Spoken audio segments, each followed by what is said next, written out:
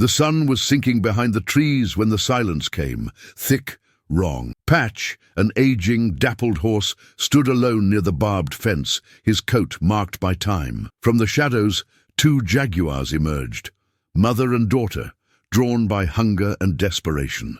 Earl, the old farmer, felt it in his bones before he even saw. Something ancient was about to awaken, and what that horse did when the predators closed in, no one who witnessed it would ever forget. The heat was thick that evening, pressing down like a wet blanket over the Whitaker farm. Cicadas had gone quiet. Even the dogs were hidden under the porch, tails tucked, ears back. Earl stood near the barn, a shovel in his hand, eyes locked on Patch in the distance. The old horse hadn't moved in minutes. Then the cattle stirred, snorting, backing away from the tree line. Earl's heart skipped. From the edge of the woods, two shadows glided into view. Jaguars. Not cougars, not bobcats. Jaguars. Real, heavy, golden beasts with black rosettes and starving eyes. Patch turned his head, nostrils flaring. He felt them, smelled the death riding on their breath. The younger one crouched, belly low, muscles tight. She sprang, a blur. She missed by inches.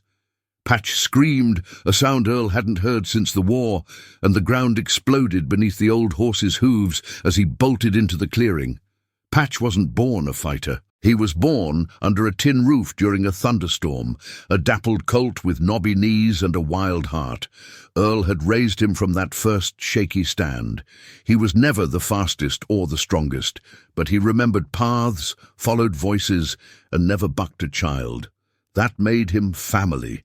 Years passed. Earl buried a wife, sold off most of the land, and let the farmhouse rot in places.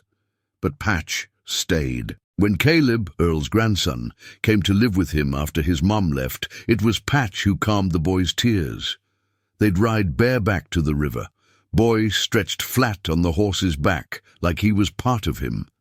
That silence between them, hooves, breath, water, healed things words couldn't. Patch was old now, grey in the muzzle, a hitch in his gait, but his eyes still held a kind of light. That afternoon, Earl had let him wander toward the western fence, where the grass still held some green. Caleb was fixing the chicken coop. Earl was mending the screen door. No one noticed how quiet the birds had gotten. Now everything was chaos. Patch charged through the field, hooves pounding, dirt flying, but the Jaguars were faster. The younger one flanked him on the left, her mother on the right, her breath a growl. Earl dropped the shovel and ran. Patch veered toward the creek bed, dry now, just rocks and cracked mud. The big cat lunged. This time, her claws grazed his flank, ripping flesh. He faltered. Behind him she landed, licking blood from her paw. The horse pushed forward, bleeding. Earl's breath came in gasps. He grabbed the rusted machete off the porch rail and sprinted. Caleb heard the noise and ran too, barefoot, confused, terrified. The old man reached the fence line just in time to see Patch stumble again near the dry oak. The Jaguars stalked in, silent and sure. Earl screamed. He swung the blade. "Get away from him!" The predators paused. For a moment, just long enough, Patch, trembling, forced himself upright, but the blood, it kept coming, and the forest, it wasn't done yet. What Patch wanted was simple, to remain useful, to be seen, to matter. He no longer pulled carts or carried saddles, but he stayed close to the fields, ears always turning when Earl called his name. He would trot, slow but steady, as if to say, "I'm still here, old man." And Earl knew. He didn't talk about death much, but he'd started to prepare Caleb, about aging, about letting go. He never mentioned Patch directly, but the boy understood. They all did. One more winter, maybe two. But no one imagined this. As Patch limped toward the thicket near the creek, his back legs soaked in blood, Caleb appeared from the shed with Earl's old .22 rifle, too light for predators, but loud enough to scare. "Grandpa!" the boy shouted. "Is that Patch?" "Stay back, Caleb!" Earl yelled, breath ragged. The Jaguars had regrouped, crouched low, circling now. The mother's eyes gleamed with cunning. The younger one pawed the dirt, impatient. Patch stumbled again, collapsed against a fallen log. His breathing was harsh, uneven. One front leg refused to move. Earl placed himself between the horse and the cats, machete raised, his hands shaking. He was no fighter, his back hurt and the blade was dull. But he'd known this horse longer than he'd known most people still alive. "Come on, you bastards," he whispered. "Try me." And they did. The younger one lunged. Earl swung wild, grazed her shoulder barely enough to scratch. She hissed and sprang back.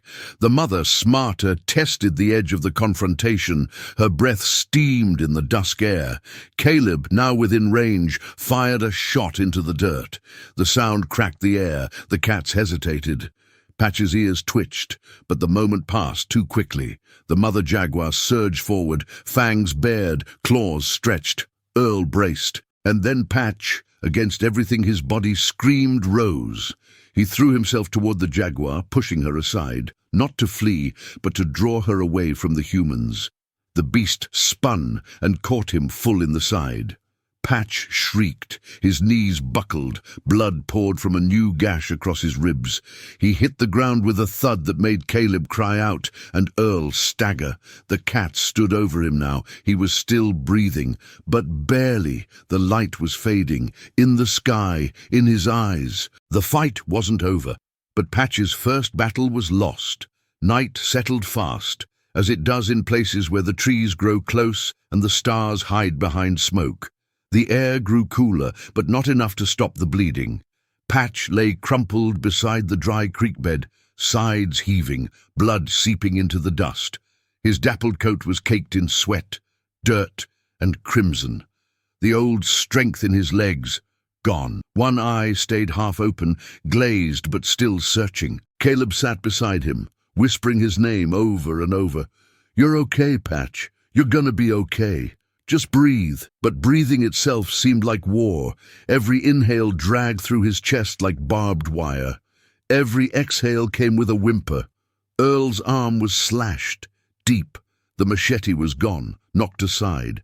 He'd tied his flannel shirt around the wound, but the blood soaked through. Still, he crouched near the horse's head, pressing his forehead to Patch's. "I'm here, buddy," he murmured. "I got you!" Somewhere beyond the clearing the jaguars waited, watching, smelling. They hadn't gone far. Predators don't leave a wounded meal. Caleb looked toward the trees, the shadows dancing. "Are they still out there?" he asked, voice small. Earl didn't answer. Patch shifted slightly, his back leg twitching. He tried to rise, hooves scrabbling against the dirt, but collapsed again, groaning. "No, no, don't move," Caleb sobbed. He pressed both hands to the horse's chest like he could hold the life in. Earl knew the truth. He'd seen it before in dying cattle, in friends who didn't make it through the flood of '82, that long, slow letting go, the body trying to fight what the blood already knew. But Patch wasn't just another animal.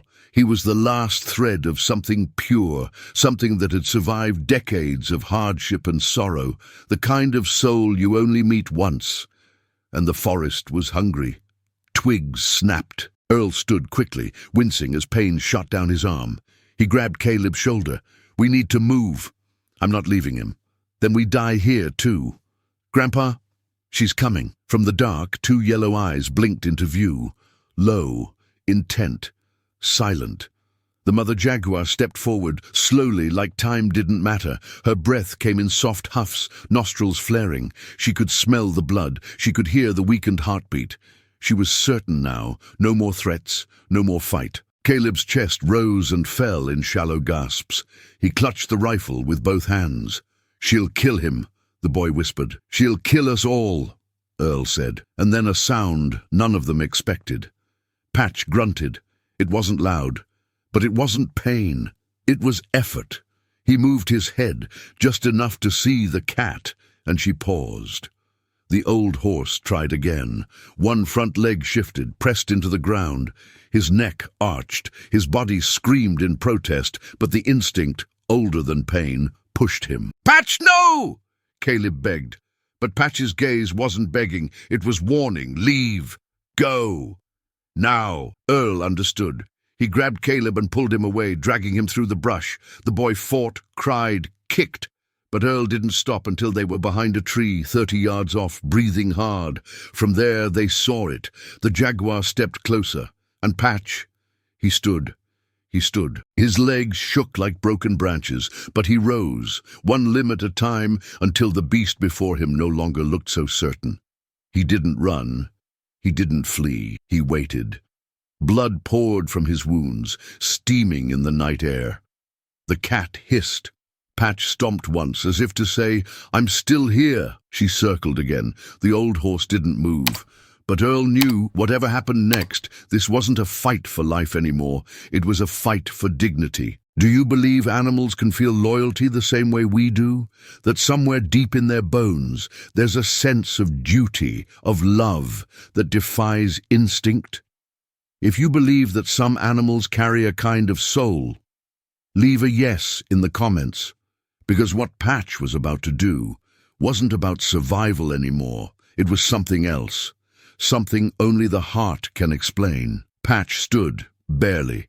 His legs quivered, head low, ears flat against the darkness. Blood still dripped from the gashes along his side, staining the earth with every heartbeat. But something had shifted, not in his body, which was breaking, but in his spirit. He saw her, the jaguar, crouched, waiting for weakness, and he didn't flinch. A memory surfaced, not of pain, but of the river. The boy, Caleb, barefoot on his back, arms stretched like wings, Earl whistling from the bank, water glittering in the sun. Peace, trust, love. That was the life he'd carried. That was the life he still carried. He was no war horse, no champion, just a farm animal with cracked hooves and clouded eyes. But in this moment, under the canopy of a godless night, he felt something ancient stir. Not rage, not fear, purpose. Behind the trees, Caleb whispered through tears, "He's trying to protect us." Earl said nothing. He just nodded, jaw clenched, hands trembling. The jaguar took a step forward. Patch lifted his head. His breath shuddered, but his eyes locked with hers. Not yet. The cat paused. She was young, strong, but she wasn't stupid. The prey had stood when it should have fallen. That meant something. Still, hunger overrides doubt. She crept closer, and Patch took one staggering step toward her. Not away, toward.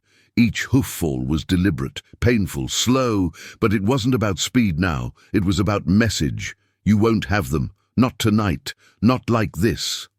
The jaguar's ears twitched, her tail lashed side to side. She growled low. Patch didn't stop. He came forward like a ghost refusing to fade, bones aching, blood warming his chest. The boy, the man, his herd, they were behind him. He knew what that meant. He was the line, and this was the moment he stopped running. Patch's front legs buckled once, but he caught himself before falling. The weight of his body felt impossible, each breath heavier than the last.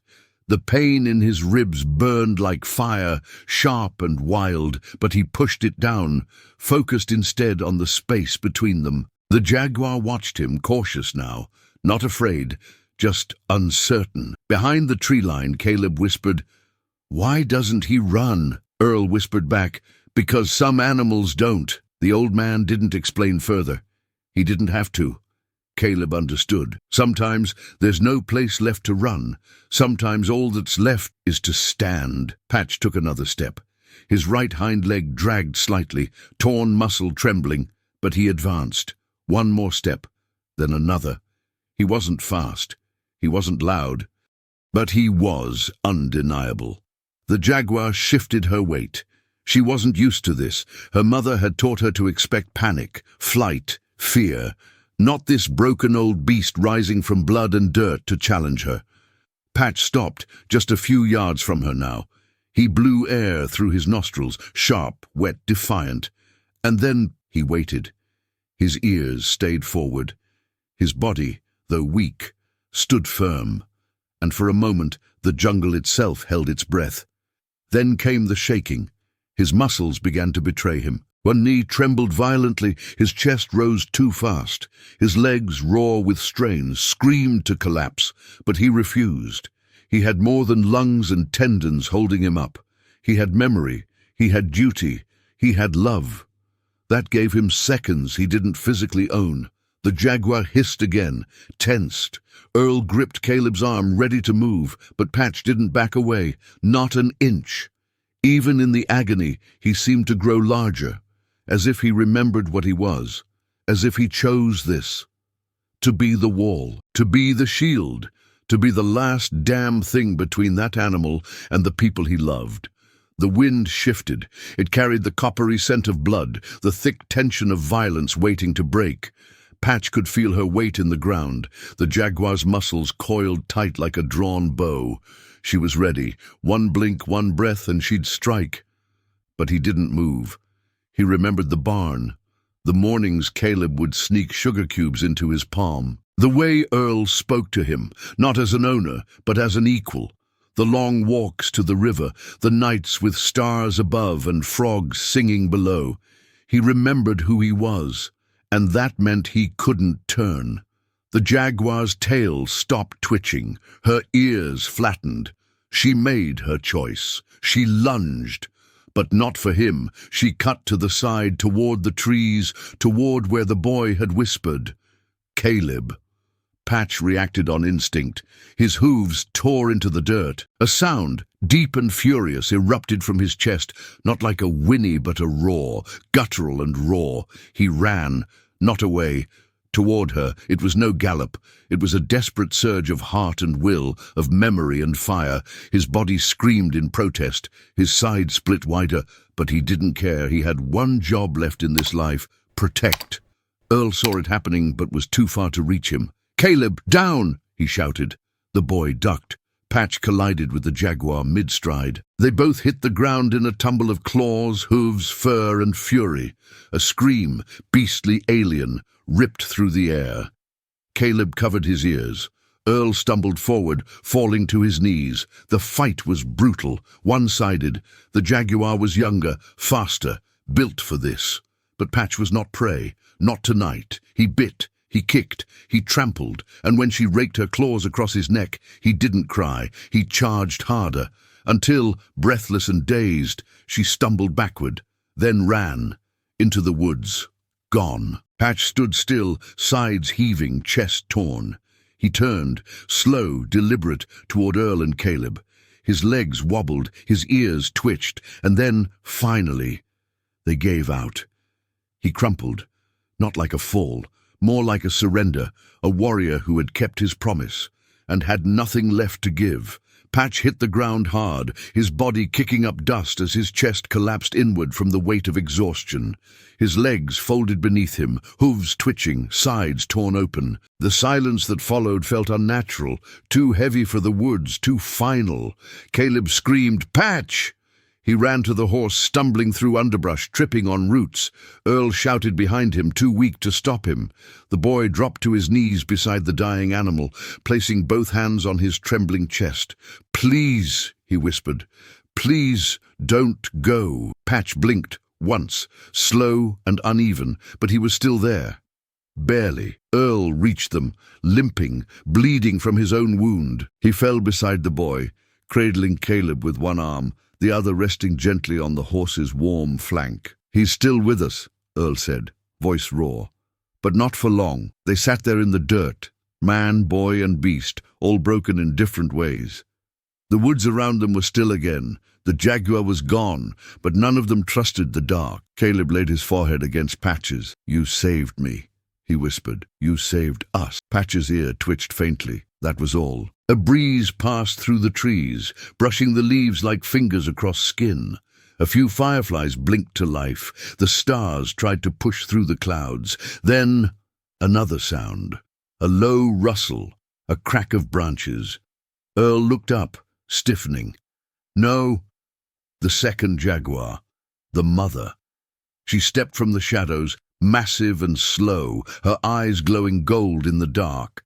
She had waited. She had watched, and now she returned to finish what hunger had begun.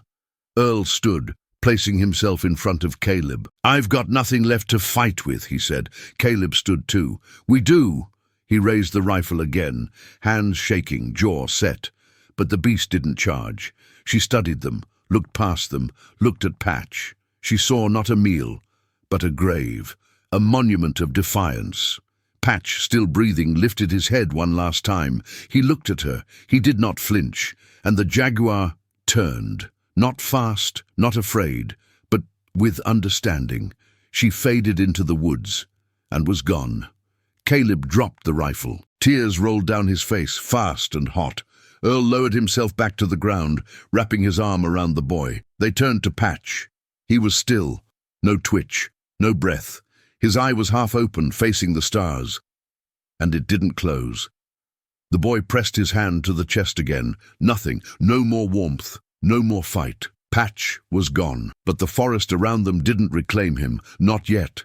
As if even the wild held its breath for what he had done. The two humans stayed there, long after night had swallowed the sky, long after the danger had passed. They didn't speak, because there was nothing left to say, only the sound of leaves, and the legacy of a horse who chose to stand. They buried Patch beneath the big sycamore near the creek, where the grass grew thick and the wind always whispered. Caleb carved a crude wooden marker, shaped like a horse mid-gallop, and placed it at the head of the grave. It leaned a little, but it stood, just like Patch had. Earl didn't say much during the burial. He just worked, one shovelful at a time, steady, silent. When the dirt finally covered the last of the blood-stained coat, he placed a single horseshoe on top, one of the first Patch ever wore. "Rest, old man," he said. "You earned it." In the days that followed, the Jaguars never came back. The woods felt different, as if something sacred had happened there. Something even predators respected. Caleb stopped crying after a while, but he still visited the grave every morning before chores. Sometimes he brought apples, sometimes he just sat. He talked to the marker like Patch could still hear, and maybe he could, because some lives don't end. They echo. Through the ground they walked, the hands they touched, the hearts they protected. Patch wasn't just a horse, he was a shield, a guardian, a memory carved into bone. And for Caleb, he was proof that love doesn't always look like softness. Sometimes it looks like standing your ground when every part of you says, fall. If this story touched something in you, leave a like to honor Patch, and tell us in the comments, where in the world are you watching from? We love knowing how far these stories travel. Don't forget to subscribe for more real, emotional stories about the unbreakable bond between humans and animals, because some companions never stop walking beside us, even when they're gone.